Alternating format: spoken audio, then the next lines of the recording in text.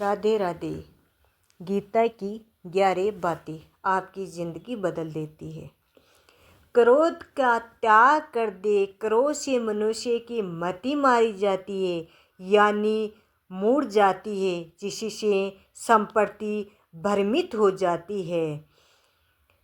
समृद्धि भ्रम हो जाने से मनुष्य की बुद्धि नष्ट हो जाती है और बुद्धि का नाश हो जाने पर मनुष्य खुद अपना ही नाश कर बैठता है। मृत्यु से भी बढ़कर है। मृत्यु का भय न कोई मरता है और न ही कोई मारता है।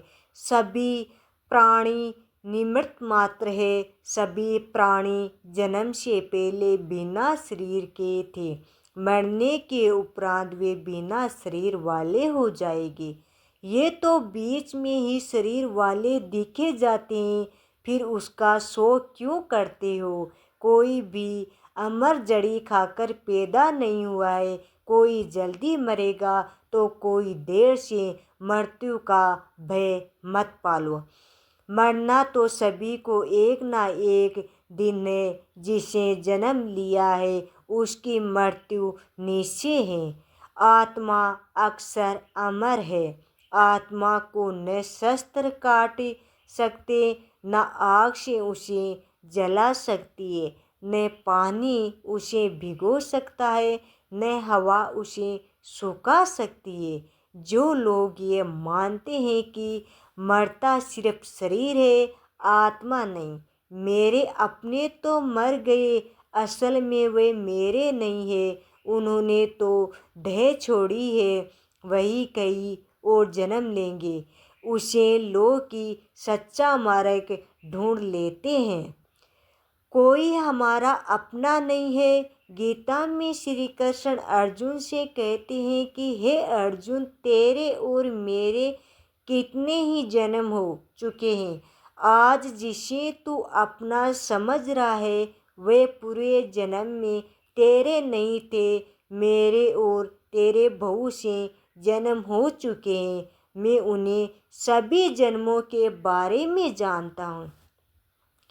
कर्मवान बनो, आस्थावान नहीं। कर्म पर ही तुम्हारा अधिकार है, लेकिन कर्म का ही तुम्हारा अधिकार है, लेकिन कर्मों के फलों में कभी नहीं। इसलिए कर्म को फल के लिए मत करो। अर्जुन ने कि काम करने में तुम्हारी आसक्ति हो। मन अपने वश में है। जो जितेंद्रियां एवं विशुद्धि अंतकरण वाला है और संपूर्ण प्राणियों को आत्मस्वरूप परमात्मा ही जिसका आत्मा है, ऐसा कर्मयोगी कर्म करता हुआ भी लिप्त नहीं होता।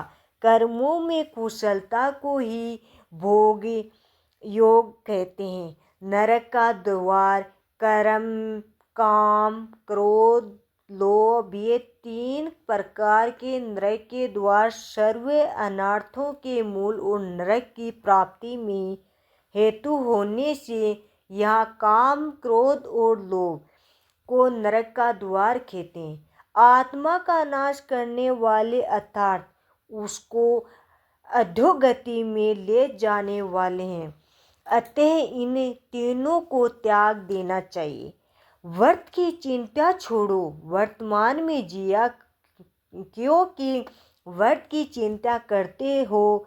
किसके वर्त डरते हो? कौन तुम्हें मार सकता है? आत्मा न पैदा होती न मरती। वह अच्छा हो रहा है, जो होगा वह भी अच्छा ही है, होगा। तुम भूत का पश्चाताप न करो, भविष्य की चिंता करो। वर्तमान चल रहा है, लगा ही दुख का कारण है। तुम्हारा क्या गया जो कुछ रोते हो? कुछ क्या लाए थे जो कुछ खो दिया? उसमें क्या पैदा किया जो नाश हो गया? ने तुम्हें कुछ लेकर आए, जो लिया यही से लिया, जो दिया यही पर दिया, जो दिया इसी को दिया। खाली हाथ आए हो, खाली हाथ चले जाओगे। जो आज तुम्हारा है कल और किसी का है। परसों किसी और का है। समझकर मगन में रहो, बस यही प्रसन्नता तुम्हारे दुखों का कारण है। परिवर्तन को समझाने और उनके साथ रहो। परिवर्तन संसार का नियम है। जिसे तुम मृत्यु समझते हो वही जो जीवन है। एक क्षण में तुम करोड़ों के स्वामी बन जाते हो तो दूसरे ही क्षण में तुम दरिद्र हो जाते हो।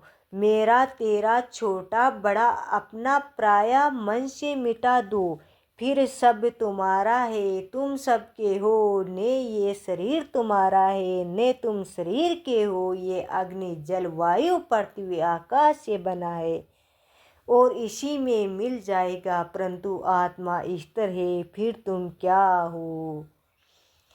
धर्म की शरण में रहो। यदि तुम खुद कुछ नहीं हो सकते तो श्री कृष्ण कहते हैं कि तुम अपने आप को भगवान में अर्पित करो। यही सबसे उत्तम सहारा है।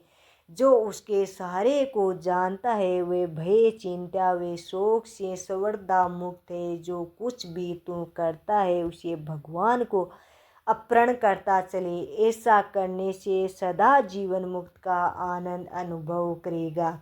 सारे कर्मों का त्याग कर मेरी शरण में हो जाओ।